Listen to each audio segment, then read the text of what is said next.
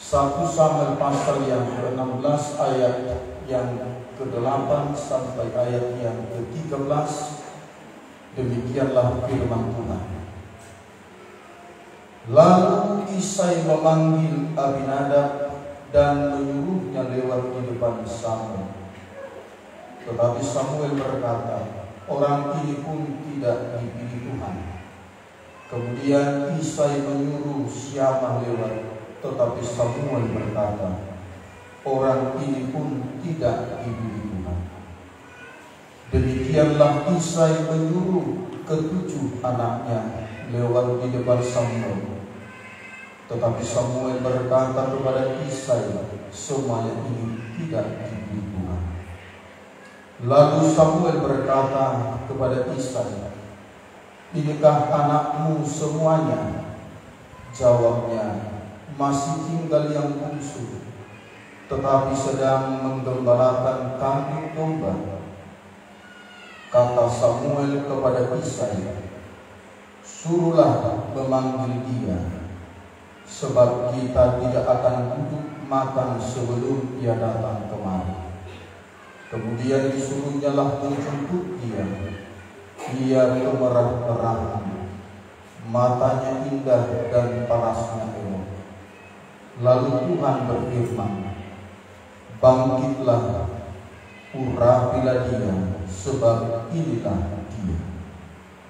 Samuel mengambil tabung tanduk yang berisi minyak itu dan mengurapi Daud di tengah-tengah saudara-saudaranya. Sejak hari itu dan seterusnya berkuasalah Roh Tuhan atas Daud. Lalu berangkatlah Samuel menuju Rama. Jemaat terkasih dalam Yesus Kristus, kita melihat di sini bagaimana Tuhan memilih seseorang. Pada waktu Tuhan sudah menolak raja kala itu di tengah-tengah bangsa Israel, yaitu Raja Saul, lalu Tuhan telah memilih salah seorang pengganti Saul dari keluarga Isai di Betlehem. Lalu pergilah Samuel atas petunjuk Tuhan ke Betlehem dan membuat upacara persembahan korban kepada Tuhan, sekaligus mengundang anak-anak Isai, karena Tuhan berfirman, dari anak Isai yang akan kupilih menjadi raja. Jemaat terkasih dalam Yesus Kristus, lalu ayahnya Isai membawa anak-anaknya ke upacara persembahan korban itu. Tetapi Isai hanya membawa anaknya 7 orang dan tidak membawa yang paling kecil, yaitu Daud.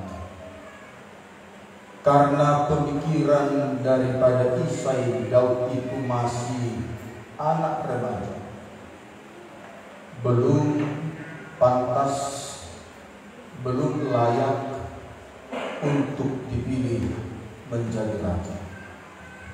Tetapi pada waktu Tuhan lewat Samuel,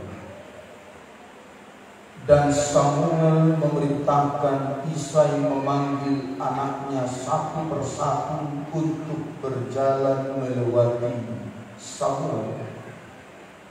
Mulai dari anak yang pertama bernama Eliab, Syama, Abinadab, dan sampai anak yang ke-7, tidak ada suara Tuhan. Tidak ada yang dipilih Tuhan di antara 7 anaknya itu. Lalu Samuel berkata kepada Isai, inikah anakmu semuanya? Tetapi Isai menjawab, masih ada satu orang lagi yang paling kecil, namanya Daud. Ia sedang menggembalakan kambing domba. Dan Samuel berkata, panggillah Daud, sebab upacara ini tidak akan berlangsung tanpa kehadiran Daud. Begitu Daud dipanggil dari jauh, Tuhan sudah bicara kepada Samuel, itulah dia, urapilah dia menjadi raja. Jemaat terkasih, Samuel pun tidak menyangka dan tidak pernah berpikir bahwa Daudlah pilihan Tuhan. Isai ayahnya Daud pun tidak pernah berpikir bahwa Daudlah yang dipilih. Bahkan Daud sendiri tidak pernah berpikir dan tidak pernah membayangkan bahwa dia akan dipilih Tuhan menjadi raja. Apakah Tuhan salah dalam hal itu? Apakah Tuhan pilih kasih? Apakah Tuhan tidak memperhitungkan atau Tuhan tidak melihat sisi-sisinya Daud? Dia masih remaja, dia masih tergolong anak kecil. Bukan hanya badannya kecil, tapi umurnya pun masih sedikit. Apalagi menjadi seorang raja tentara itu harus pilihan. Tingginya, tubuhnya kekal, dan yang lain-lain. Tetapi bukan seperti yang dipikirkan oleh manusia, dipikirkan oleh Allah. Mungkin banyak orang berpikir Tuhan bisa lakukan apapun kalau dia sudah memilih seseorang, betul. Tapi Tuhan tidak menghilangkan syarat-syarat atau prosedur-prosedur atau langkah-langkah atau proses untuk menjadi seorang raja. Tuhan tidak pernah menghilangkan itu. Tuhan tetap melihat itu pada Daud. Nah, untuk itu jemaat terkasih dalam Yesus Kristus, kita melihat bagaimana Daud terpilih menjadi raja. Tentu jawabannya karena Daud seorang pembelajar. Karena Daud seorang pembelajar. Jadi jemaat terkasih dalam Yesus Kristus, selama Daud ada di padang rumput, di ladang, menggembalakan 2-3 ekor domba, di sana Daud belajar. Walaupun Daud tidak belajar masuk sekolah secara formal, tapi Daud belajar dalam padang rumput. Walaupun Daud tidak punya guru yang mengajari dia di sana, tetapi Daud belajar sendiri. Jadi hasil belajar Daud membuat Daud layak dan pantas menjadi raja. Jadi jemaat terkasih dalam Yesus Kristus, jangan pernah berhenti belajar. Amin. Amin. Jangan pernah malas belajar. Amin. Apalagi jangan tidak mau belajar. Jadi hari-hari kita ini terus, walaupun kita belajar tidak masuk sekolah yang formal, SD, SMP, SMA,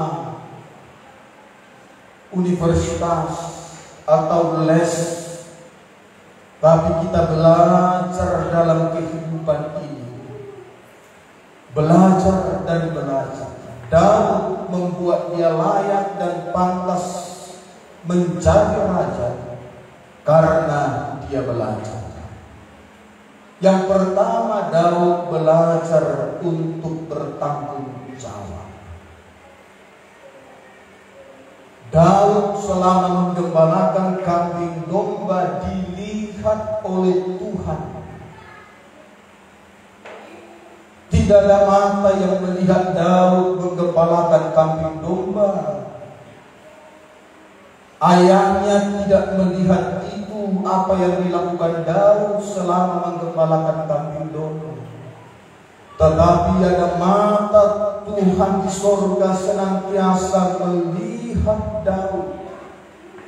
Bagaimana Daud belajar dan belajar. Dan hasil daripada Daud belajar selama menggembalakan kambing domba, dia lulus. Dia diwisuda Tuhan dan dia dinobatkan menjadi raja. Ini satu kemustahilan, sesuatu yang tidak mungkin, mengalami ketidakmustahilan. Semua orang tidak percaya. Ayahnya Daud tidak percaya dia dipilih jadi raja. Saudara-saudara Daud tidak percaya dia dipilih jadi raja. Bahkan Daud sendiri pun seolah merasa seperti bermimpi kala itu. Hari-harinya di padang rumput, berteman dengan domba, tetapi diangkat dan dinobatkan menjadi raja. Mengalami ketidakmustahilan. Karena apa? Karena Daud belajar dan belajar. Hasil daripada belajar Daud, maka dia diangkat menjadi raja.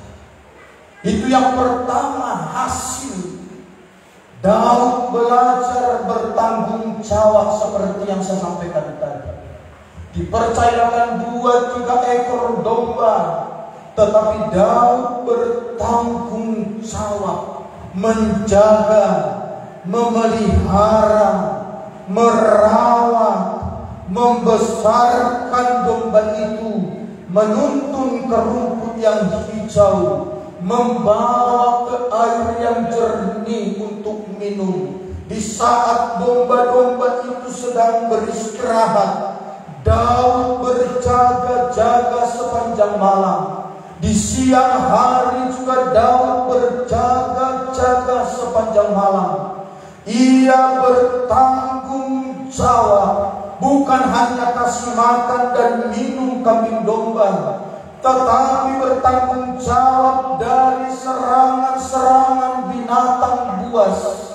Datang singa, kata Alkitab, Daud membunuh singa itu. Datang beruang mau menerkam kambing dombanya, Daud menangkap janggutnya dan membunuh beruang itu. Tidak ada satupun yang bisa menjamah menyentuh dombanya. Apapun yang terjadi, Daud bertanggung jawab sampai memberikan nyawanya sekalipun.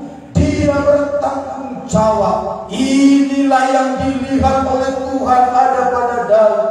Bila dipercayakan bangsa Israel, bila dipercayakan manusia untuk digembalakan, untuk dipimpin, sedangkan untuk binatang saja Daud rela mati, sedangkan untuk domba saja Daud rela mati. Bertanggung jawab penuh, apalagi kalau menggembalakan manusia yang jumlahnya jutaan jiwa. Daud pasti bertanggung jawab. Pelajaran yang dialami oleh Daud inilah yang menyentuh hati Tuhan. Di antara semua saudara-saudaranya, di antara anak-anak Isai, di antara seluruh orang Israel, tidak ada yang punya tanggung jawab yang hebat seperti Daud. Maka Daudlah yang dipilih oleh Tuhan. Amin. Untuk itu jemaat Tuhan, bukan kebetulan, bukan salah Tuhan mengangkat Daud. Tuhan yang lihat Daud. Untuk itu mari kita selalu bertanggung jawab. Tanggung jawab sekecil apapun kalau kita dipercaya, mari bertanggung jawab. Jangan anggap sepele tanggung jawab yang kecil. Sebab tanggung jawab yang kecil dipercayakan kita bertanggung jawab, maka tanggung jawab yang besar akan Tuhan percayakan kepada kita. Amin. Belajar bertanggung jawab mulai hari ini. Seorang istri belajar bertanggung jawab dalam membesarkan, merawat, mengasihi, menyayangi anak-anaknya. Seorang istri belajar bertanggung jawab mengelola keuangan dengan sebaik-baiknya. Jadi kita bertanggung jawab atas pekerjaan rumah tangga istri, bertanggung jawab. Suami-suami belajar bertanggung jawab untuk memberikan nafkah kepada istri, kepada anak-anakmu, menyekolahkannya, membesarkannya. Belajar bertanggung jawab. Anak-anak belajar bertanggung jawab mengerjakan tugas-tugas, bahkan tugas di rumah, tugas di sekolah. Belajar bertanggung jawab. Sejak kecil mari memiliki hati yang bertanggung jawab. Disuruh lakukan ini, lakukan dengan sukacita. Tidak ada mata mungkin yang melihat, tapi mata Tuhan di sorga melihat senantiasa. Di penggun itu Daud belajar menjaga hubungannya dengan Tuhan. Menjaga hubungannya dengan Tuhan. Banyak orang di saat-saat santai, di saat-saat sendirian, segala macam dosa dia lakukan. Di saat-saat sembunyi, di saat tiada orang melihat, banyak hal yang Tuhan tidak senangi dia kerjakan. Hati-hati. Anak-anak mungkin menyendiri dalam kamar, main handphone dan segala macam. Apalagi sampai pintu kamar dikunci rapat-rapat. Hati-hati. Hanya Tuhan yang tahu apa yang kau lakukan. Orang tua tidak tahu apa yang sedang kau kerjakan. Apakah kau sedang belajar, apakah kau sedang kerjakan PR dari internet, atau yang lain-lain, atau kau tahu lakukan atau lihat sesuatu yang melukai, menyakiti hatimu. Tidak ada seorang pun yang tahu. Daud di tengah-tengah kesendiriannya, yang melihat hanyalah domba. Apa yang dilakukan Daud? Domba hanya melihat. Domba tidak pernah bisa menilai apakah itu baik atau jahat. Domba juga tidak akan bisa bercerita kepada orang, Daud waktu jaga kami begini, pokoknya begini. Domba tidak bisa cerita. Tapi di tengah-tengah kesendirian itulah Daud tetap belajar bagaimana terus menjaga hubungannya dengan Tuhan. Alkitab mencatat bahwa Daud di saat menggembalakan domba itu, hari-harinya Daud bermain kecapi. Bermain kecapi. Bayangkan, Daud di padang rumput itu, selain hanya belajar menjaga hubungan dengan Tuhan, belajar bertanggung jawab, belajar mengasihi, menjaga hati, sehingga dia diangkat menjadi raja. Bukan hanya itu hasil daripada Daud belajar selama ada di padang rumput. Daud dikatakan bermain kecapi. Tidak ada yang mengajari Daud bermain kecapi, tapi Daud belajar. Waktu itu belum ada YouTube untuk bisa Daud belajar, tapi Daud belajar. Oh, itu hebat, luar biasa. Mungkin awal-awalnya suara kecapi kecapinya membuat telinga manusia seandainya bisa dengar, bisa sakit. Apalagi telinga domba. Bisa-bisa sebenarnya seandainya domba itu bisa bicara, stop! Lebih baik berhenti. Gak enak suara kecapi. Suara kecapi, esok. Seandainya ada orang kala itu mendengar Daud belajar main kecapi awal-awalnya, orang bilang lebih baik kau diam daripada kau mainkan. Bukankah hal yang sama sering bahkan kita bisa bilang seperti itu, orang main apa-apa, ya? Saya pernah dengar orang sambil bernyanyi main gitar, ternyata dia nggak tahu main gitar. Serang, serang, serang, serang, sakit telingaku. Padahal aku belum ahli dalam main gitar waktu itu, tapi mendengar aku bisa. Ya, nyanyi dia suara gitarnya kunci G, dia nyanyi dari kunci G, gak ketemu. Tapi terus dia nikmati, karena dia pikir gak ada orang yang mendengar, karena dia sedang berdoa di dalam sebuah ruangan. Jadi dia berserang, rumahnya, sang, bangun, rong. Wah, rupanya gak dipegang apanya itu, hanya gini-gini kan aja. Gini-gini kan aja. Daripada pala aku mendengar, akhirnya aku pergi menjauh. Nah itu, begitulah mungkin Daud saat belajar. Tapi Daud belajar terus main kecapi. Toh tidak ada orang yang mendengar. Mau salah, mau falas, mau bagaimana, gak ada orang yang mendengar. Domba-domba mau pala, mau ngomong apa, gak ngerti bahasanya. Daud belajar. Di padang rumput itu Daud belajar. Tuhan melihat. Betapa kerinduan Daud menjadi seorang pemain kecapi yang handal dan hebat, menjadi seorang pemain kecapi yang merdu, seorang pemain kecapi yang menyenangkan hati Tuhan, seorang pemain kecapi bila mendengar suara kecapinya, orang yang sakit sembuh, orang yang lemah menjadi kuat. Bahkan hasil Daud belajar main kecapi di padang rumput itu dikatakan 1 Samuel 16 ayat 23, dengar. Ini hasilnya. Hasil dari Daud main kecapi.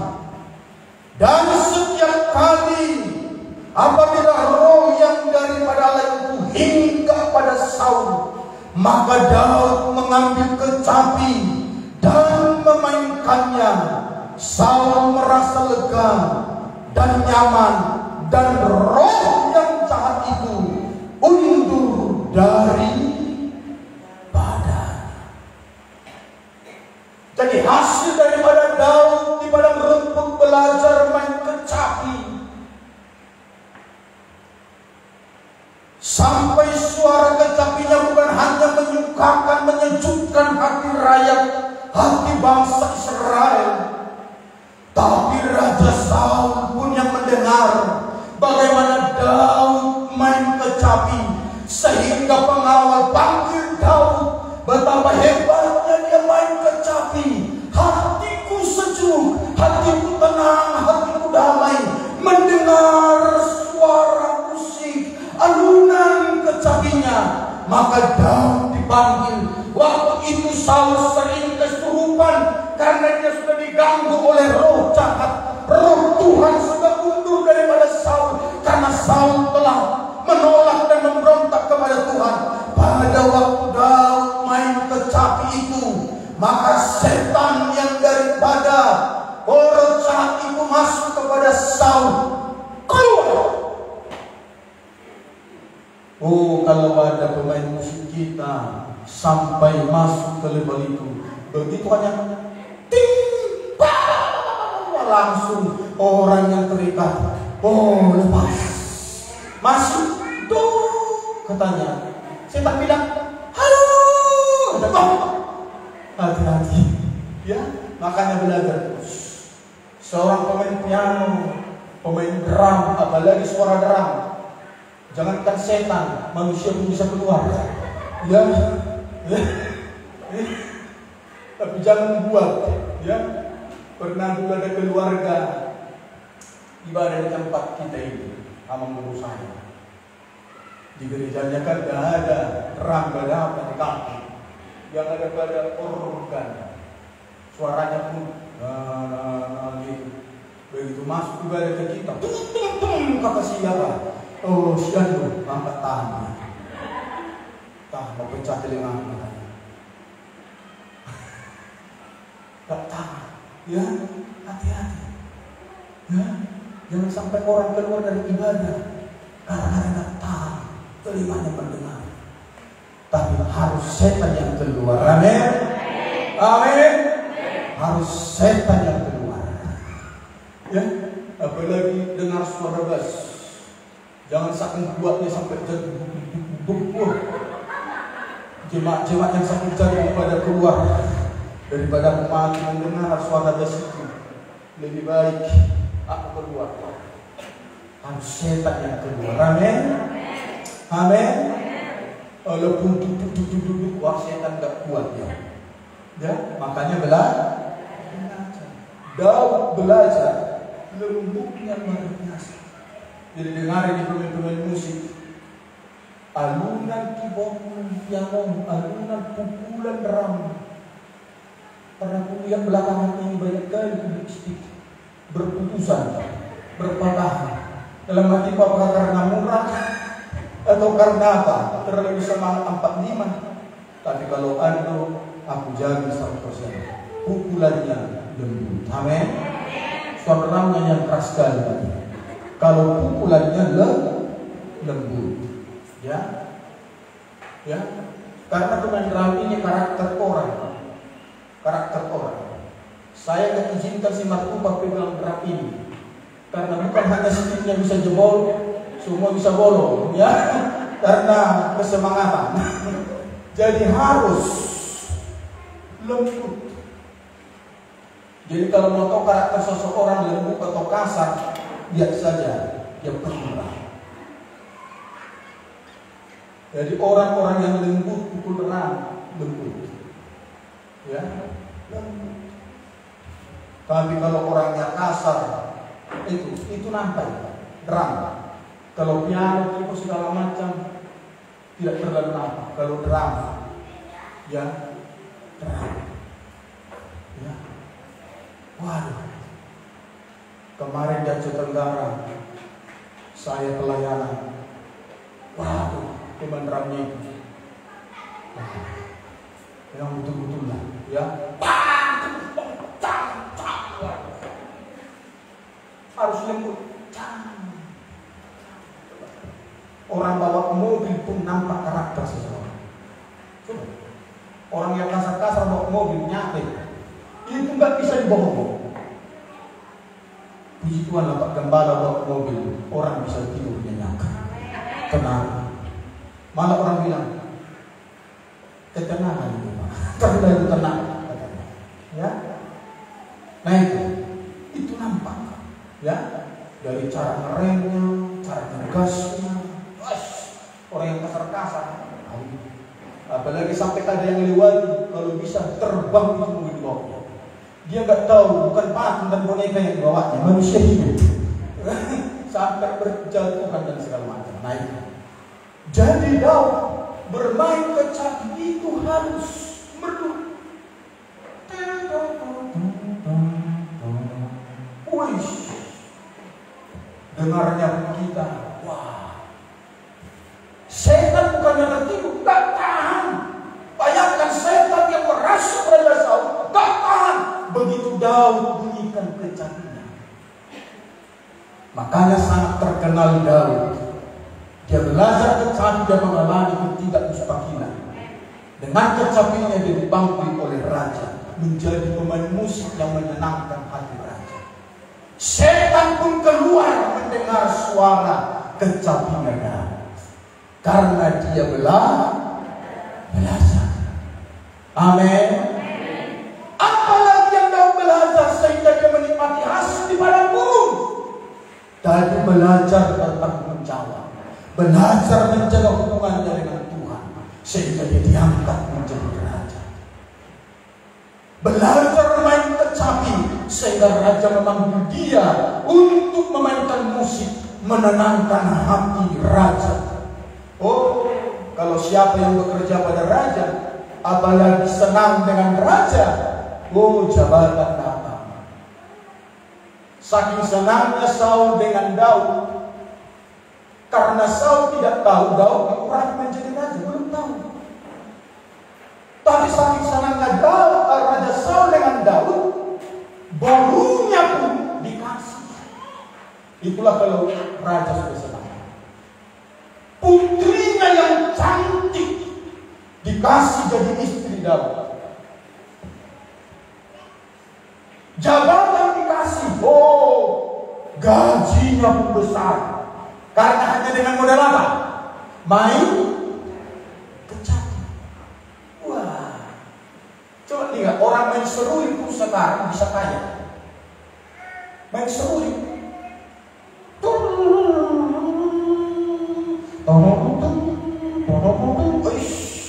Coba, saya sangat berharap kalau ada jemaat yang pintar main seruling tiap minggu melayani. Amin. Ada yang serulingnya kan jago-jago semua. Ya, kalau ada jemaat pintar main seruling, saya sangat berharap. Godang bata kita kan sampai situ. Ada seruling, ada godang bata, ada saksofon. Yang Markuka sekarang sedang belajar saksofon. Ya, dari YouTube. Ya, makanya nanti kalau sudah pintar dia, main saksofon.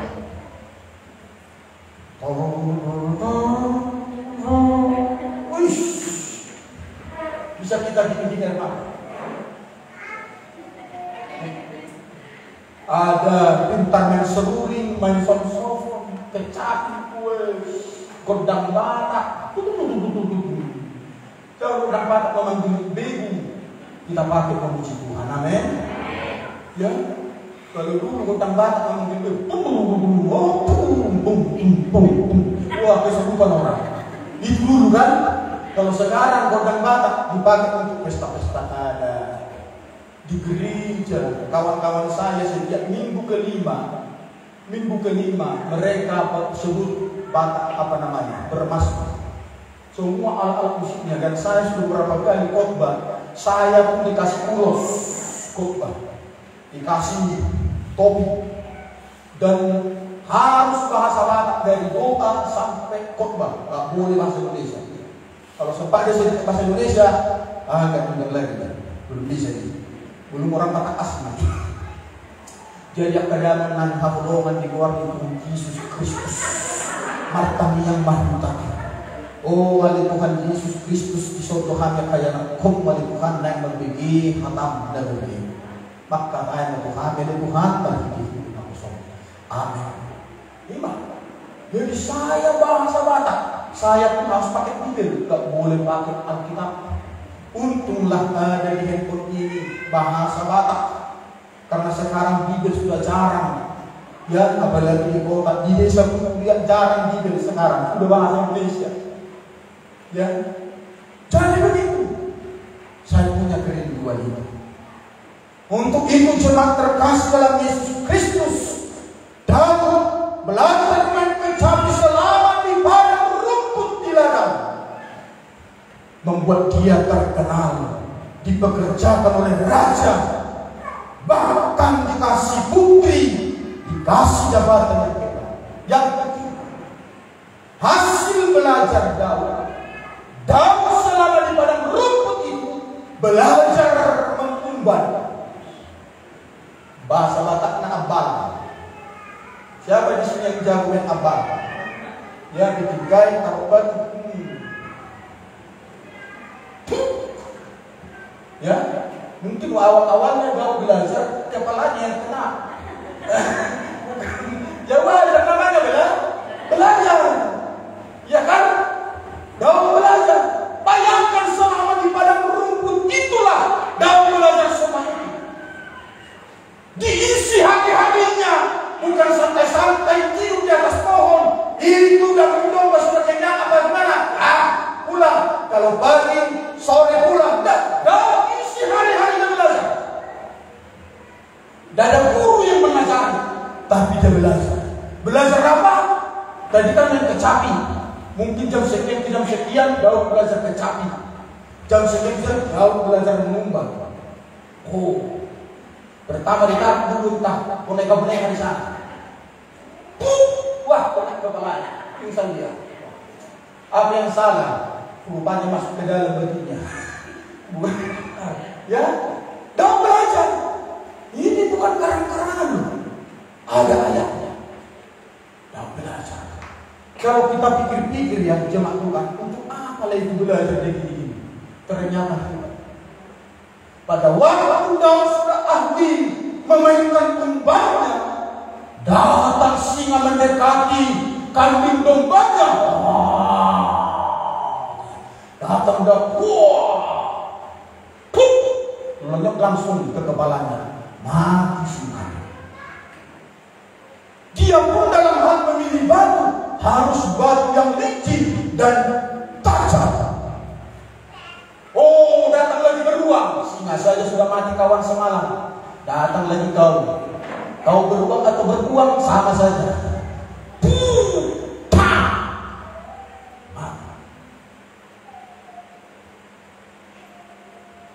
Apakah Daud berhenti di situ? Tidak ada mata yang melihat dan menyaksikan Daud mengumbar singa mati, Daud mengumbar beruang mati, atau binatang-binatang buas, mungkin ular pun diumbarnya mati, atau yang lain-lain. Adakah mata manusia melihat itu? Tidak ada.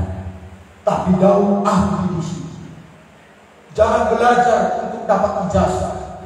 Jangan belajar untuk dapat supaya hanya nama. Daud belajar tidak ada yang tahu dia hebat main kecapi. Tidak ada yang tahu dia hebat main umpan.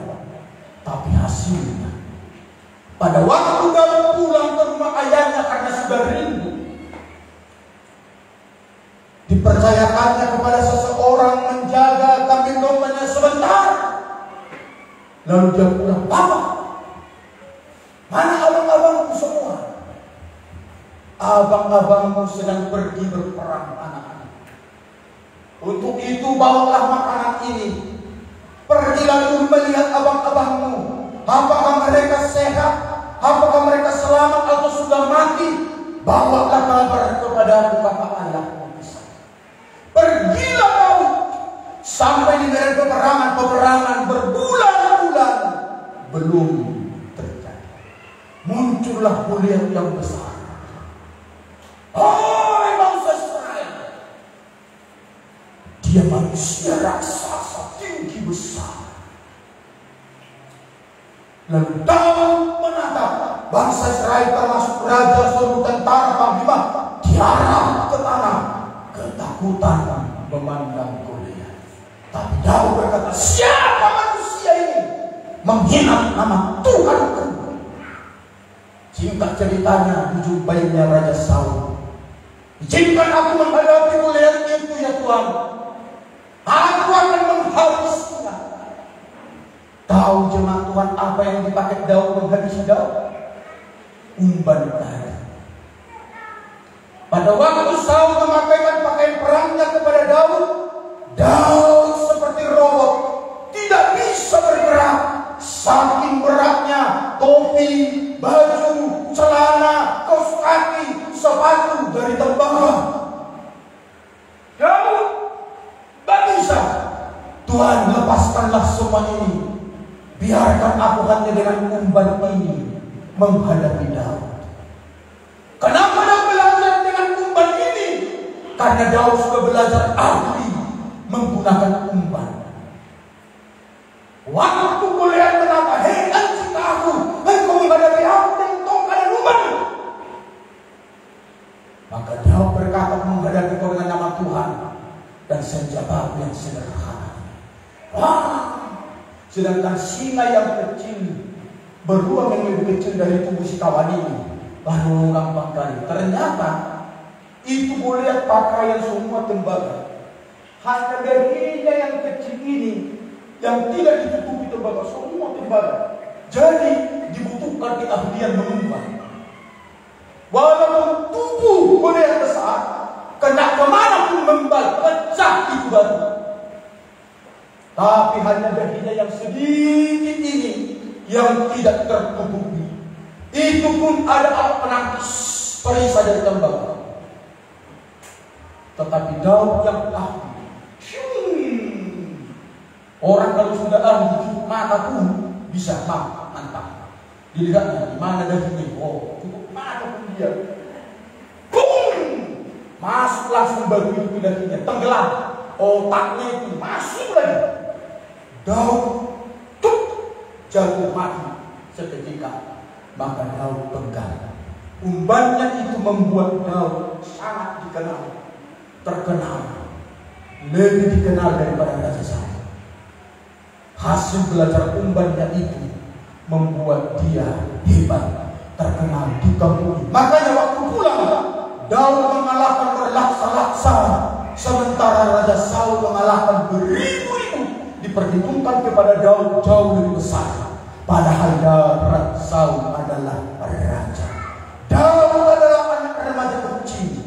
Tapi diperhitungkan oleh perempuan-perempuan yang menari-nari menyambut kedatangan bangsa Israel, menang dalam peperangan.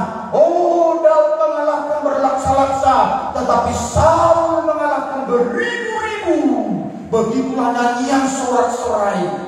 Itu gara-gara umban yang manusia-manusia raksasa, prajurit-prajurit kagak perkasa tumbang di tangan Daud oleh karena.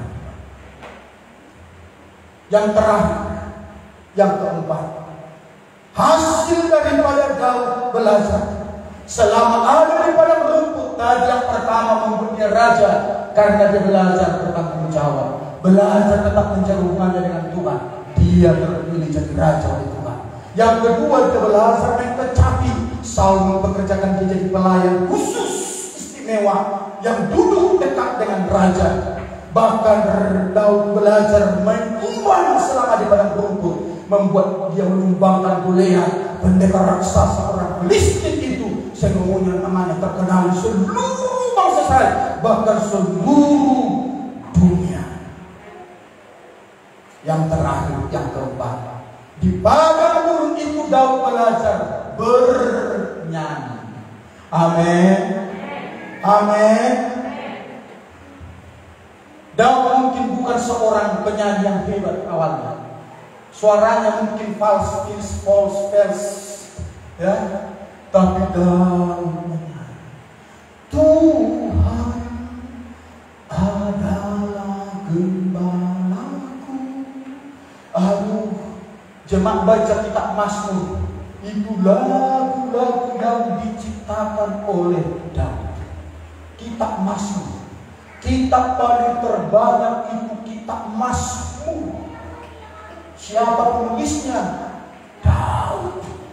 Mazmur Daud. Lagu-lagu kita ini hampir semua itu dari Mazmur. Daud seorang pemuji penyanyi yang hebat, bahkan sangat disenangi Tuhan. Disenangi Tuhan. Karya-karya ciptaannya, mazmur-mazmurnya hebat sampai sekarang, dan lahirlah namanya kitab Mazmur. Daud belajar bernyanyi. Sekalipun aku dalam lembah kelam, itu Mazmur Daud. Tuhan adalah gembalaku, sebab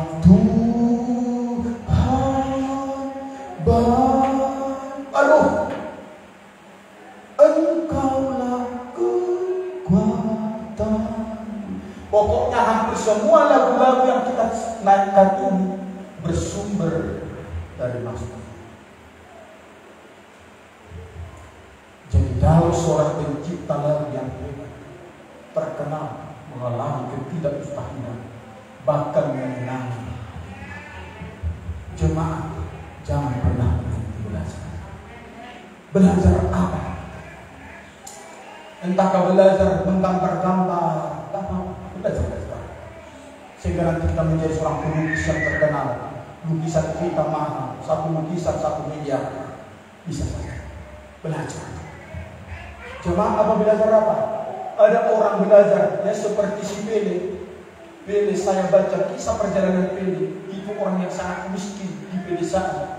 Itu buah-buah apa itu yang tenang-tenangnya dulu. Waktu belajar. Pele itu main bola yang paling terkenal di seluruh dunia. Bola-bola apa itu? Apa jeruk yang besar itu? Itunya. Karena nggak ada uangnya beli bola kan? Itunya. Kalau nggak kaki orang dikendanginya. Itu kisah si Pele. Kalau bisa nanti lihat di YouTube, kayak aja Pele. Itu pemain bola yang sangat kaya raya dan paling terkenal. Lebih terkenal dari Maradona, Gullit segala macam. Pele itu nomor 1. Kenapa? Belajar. Jadi kalau anak kita belajar main bola, tidak usah lama. Siapa tahu mendapatkan Pele dan Maradona. Ya, ya. Tapi jangan bilang tendang dirimu.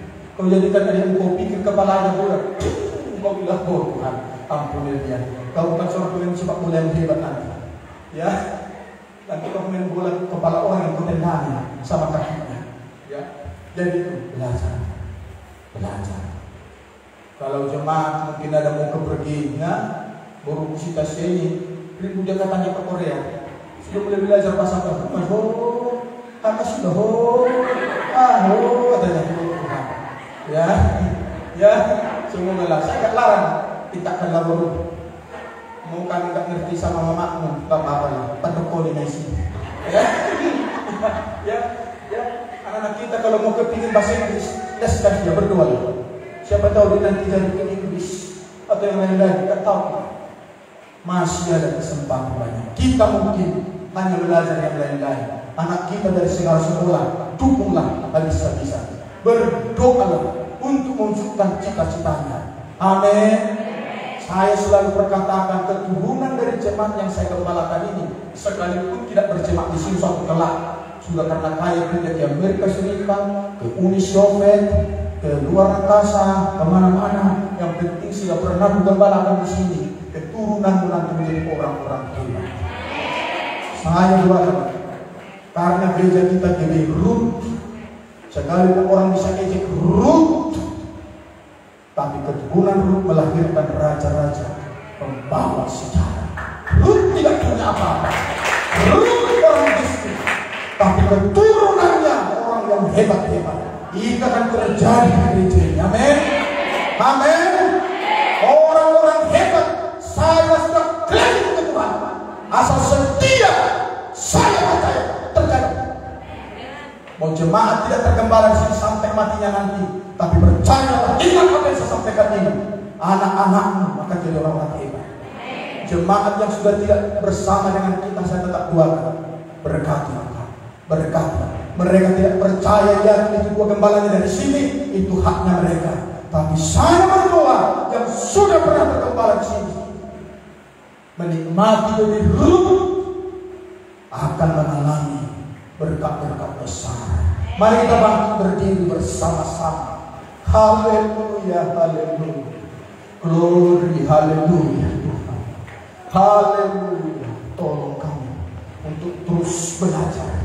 Belajar berbisnis, belajar untuk berjualan, belajar dalam bertani, belajar dalam sekolah. Tuhan tolong